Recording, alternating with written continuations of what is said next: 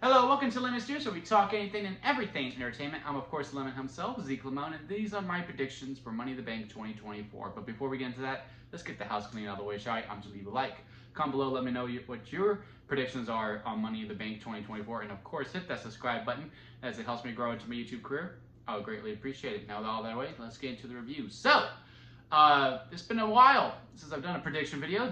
Not sure how I'm going to do on it. I think the last one I did was for the Rumble in January. That's when I was testing the waters to see if I even wanted to do wrestling on YouTube, and spoiler alert, I do.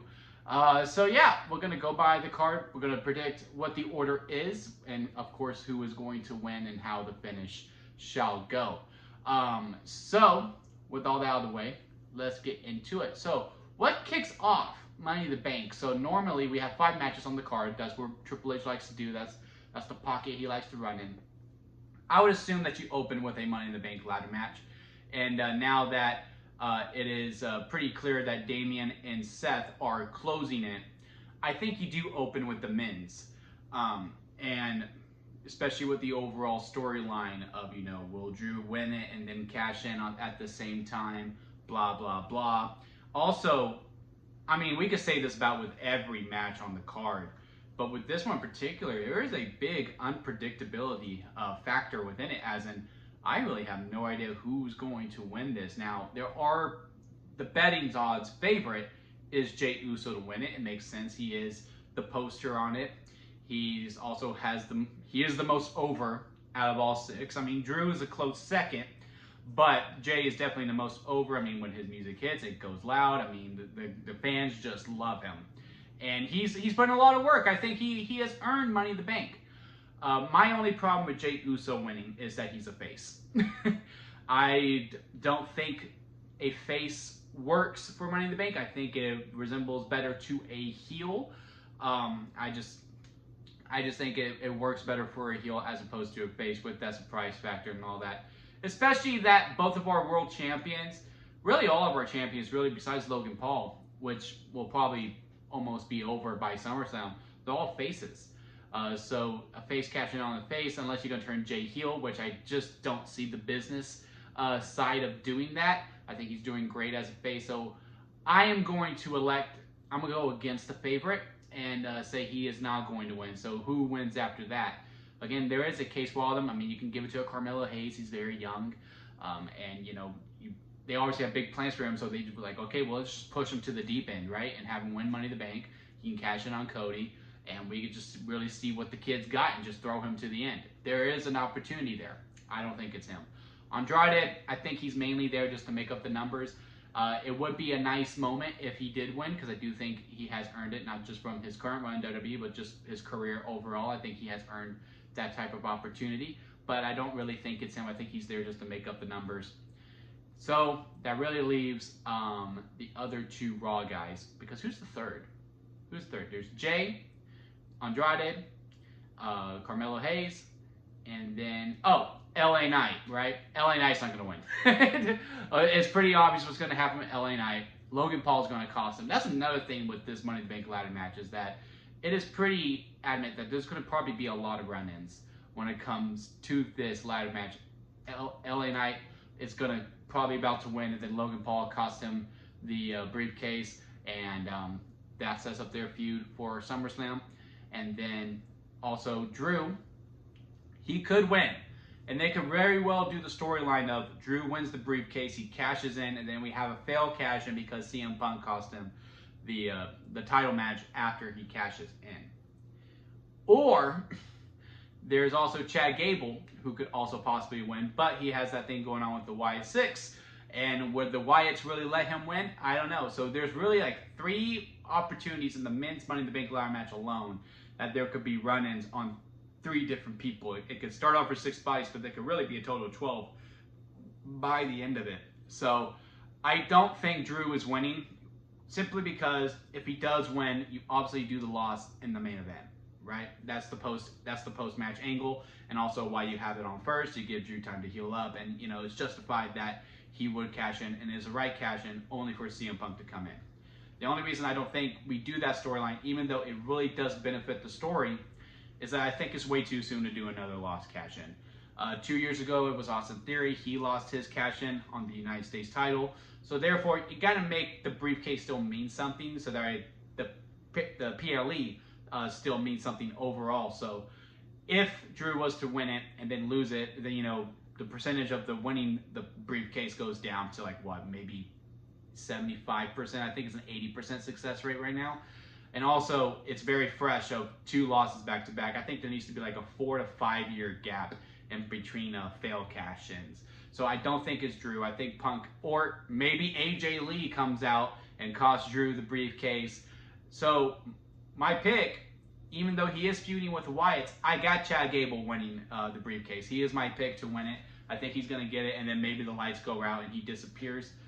Justification for that is, one, he has really put in the work. I think he, out of all 6, he is the most deserving of it. I mean, he has really elevated himself ever since Triple H took over. He's constantly in segments. He's always delivered. And again, he is a heel, and I do think the Money in the Bank briefcase measures up to a heel better to the face, which is why I don't have Jey Uso winning, but I can understand why he is the favorite. Also, I think this is for him to get to SmackDown. I think that's how Cody's reign ends. It's not by a normal match and, you know, it's the next man up. It is by the cashing of the Money in the Bank briefcase. And Chad Gable moving to SmackDown to get away from the Wyatts seems like the most justified option to go. And then there's another heel for Cody to work with that is not just Roman or the Bloodline. So for that reason alone, because I think Chad wants out of Raw to get away from the Wyatts as close as possible, even though it's not clear that the Wyatts are assigned to Raw contracts, I think that is the storyline that they go with after he gets done with the program and the Creeds join him, and then the Creeds move over to SmackDown as well. So for those reasons alone, and also with how they're doing Chad, you can have him lose and lose and lose and lose and lose, and no matter what, he's protected because he has that briefcase. He's automatically elevated after he cashes in, and it is a successful cash-in, which I do think is the route to go. So for the men's Money in the Bank ladder match, I have it going on first, and I have Chad Gable winning for the reasons that I just stated. Now, what goes on second? I will say it is probably the Sami Zayn versus Braun Breaker match. Now, this was a match that I had no interest in whatsoever, to be completely honest with y'all, but it elevated quite a bit because from their one segment that they had. Now, this is either going second or it's going fourth before the main event. I have it going second because they need to calm the crowd down, and I think the crowds are going to be pretty hot for the next 2 matches because one has ladders and the other has Cody. And this match doesn't need to go long. It can go 10 minutes. They could do a 20-minute classic. I mean, again, 5 matches on the PLE, so I could see it going long. But this doesn't need to be pretty. You could do a squash match with Braun Breaker winning, or you can do Sami Zayn barely surviving to win. Again, another match where I'm not really sure who's going to win, and there's justifiable reasons for both people to win. I don't think it's Braun's time yet. I think his time is within the next month at SummerSlam, where I do think we're doing a fatal 4-way between Sheamus, Braun, Ludwig Kaiser, and Sami Zayn for the belt. And I think that's how Braun takes it. But I would be amiss, like in Canada, Sami gets squashed and then Braun Breaker wins. So part of me kind of wants that. I think overall Sami does win, but it's not going to be by haluva kick. It's either going to be a surprise roll-up or he's going to win by count-out and just beat the count and Braun doesn't get back in. I think there's a reason why on Raw they did that spot where he jumped over and he hit the steps, where it's, you can't beat Braun, but Braun can beat himself is the overall storyline, and Sami's going to survive.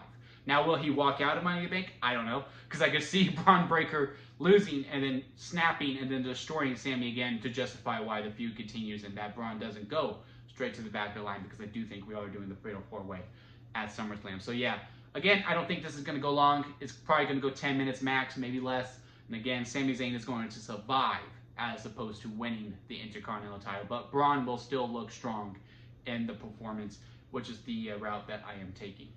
Now, what's going on third is the women's Money in the Bank ladder match. Another one where it's not really clear who's going to win. I do think it is between 2 people. No offense to Zoe Stark. I think she is making up the numbers. Io Sky, she could have a spot, she could have not. Lyra Valkyria, I think her and Io are going to take each other out because that is a feud that they are doing. And also, I have a Raw guy winning the men's one. So, you know, to bring balance to the force, you have a SmackDown person win the women's. It's the same thing they did at King and Queen of the Ring. A Raw guy won the King, and a SmackDown girl won the Queen of the ring tournament. So you do the same thing here. So we have our SmackDown people is Chelsea Green, Tiffany Stratton, and who's the third one? I don't remember the third woman on SmackDown side. Because you have Zoe, Io, Lyra, Chelsea, Tiffany, and Naomi. Duh, Naomi, the Glow. Obviously, I don't have Naomi winning it because I couldn't remember that she's in it. I do think it's between Chelsea and Tiffany. I'm going to be pulling for Chelsea Green to win because I just think the briefcase helps the character so much, and it also helps the briefcase so much too. Women have a 100% success rate when it's cashing in. At some point, a woman is going to have to fail a cash in. Chelsea Green is the queen of maximizing her minutes. So if you wanted to do that route, which I would hope that she would win the title, you can do that and it will still be justified because of Chelsea Green's character and how her character works, where you can do the loss, you can get it over with, and it would be fine. It would work. However, even though I'm pulling for Chelsea Green, not only to win the briefcase, but to, you know, also cash in successfully and win the title, because again, I also think that helps the character that, like, oh, you couldn't win honorably, you had to cash in the Money in the Bank briefcase, and then she has Piper Niven help her defend the title no matter what, and you can have a long reign with that, and we can bring some prestige to that women's title. I do have Tiffany Stratton, though, going over, winning the briefcase. I mean, she is on a very hot run, and that momentum is just going to continue going. I think the briefcase does help her a little bit, and she can cash in on either or. I could see her jumping the Raw too. I could see them doing like a little mini trade where, you know, Chad Gable or Jey Uso goes over to SmackDown to cash in on Cody, while Tiffany or Chelsea moves over to Raw and cashes in on the Women's World Champion, whoever that may be. Maybe it's a Rhea Ripley, because obviously Rhea is going to turn face. But yeah, even though I'm really pulling for Chelsea, and again, I'm listing a bunch of things as to why it would help the character in the business overall, to put the briefcase on Chelsea Green, I do think is Tiffy's time, as she's been saying. And, you know, she's earned it as well.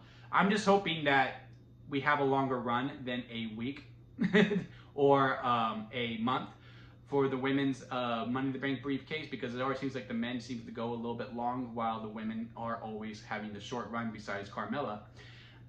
So yeah, hoping for a longer hold with the briefcase, and again, it's either Chelsea or Tiffany. With I give the slight edge to Tiffany, even though I want Chelsea to win. So now we have the 6-man Bloodline 2.0 versus Team Cody.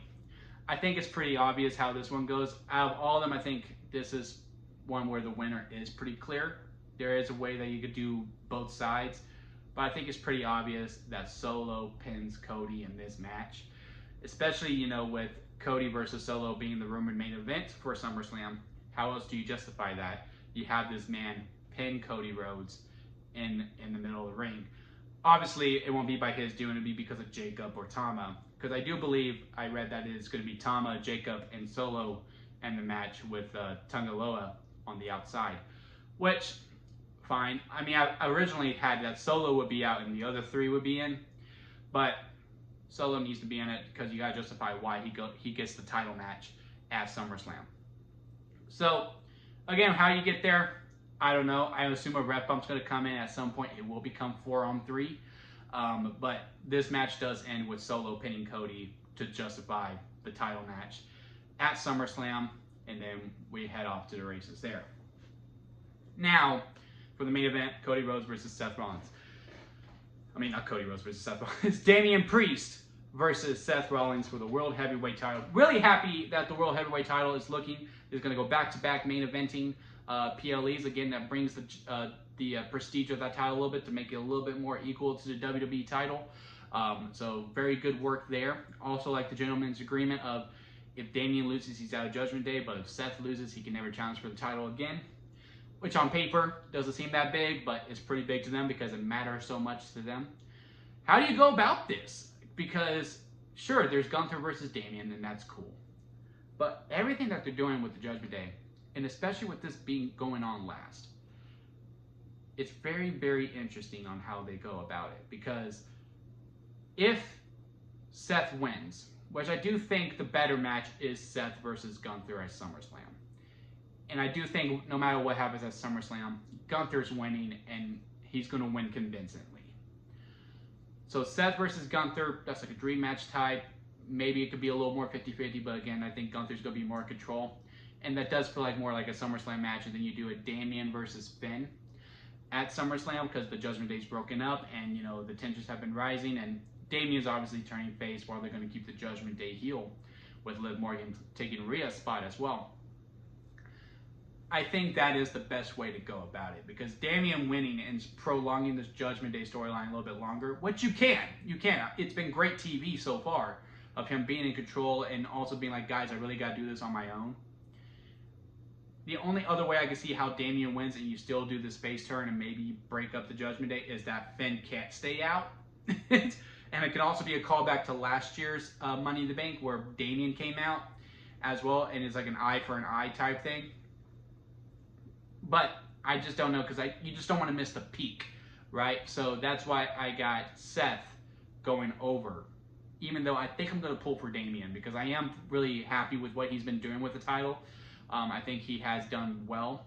I think it is just time for him to be on his own, and then, you know, then he can reclaim it when he is an actual established by himself star as opposed to part of the Judgment Day.